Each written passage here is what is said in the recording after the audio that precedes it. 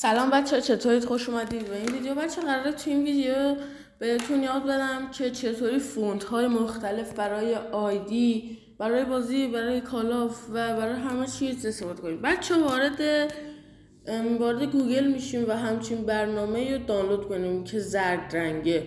واردش میشیم بهتون آموزش بدم که چطوری اسم بنویسیم.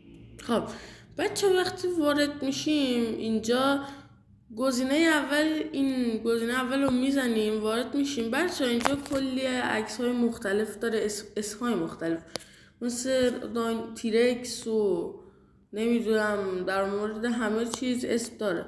مثلا اینجا تیرکس رو انتخاب کنیم، تیرکس میزنیم روش، میاد اینجا.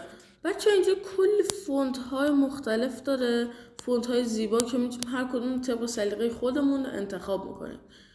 خب مثلا من اینو انتخاب کردم، تیرکس، ولی فونت خاصی نداره. ولی خب بچه براش اینجا کپی میزنیم. بچه برای کالاف نمیتونیم فونت خالی رو استفاده کنیم. وقتی اینجا کپی کردیم برمیگردیم اینجا، مثلا یه اسم دیگه هم میذارم، مثل نمیدونم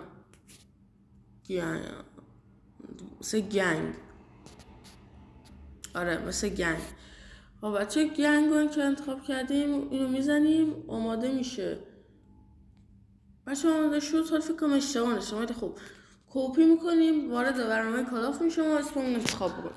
خب تا ویدیو دیگه، خداحافظ.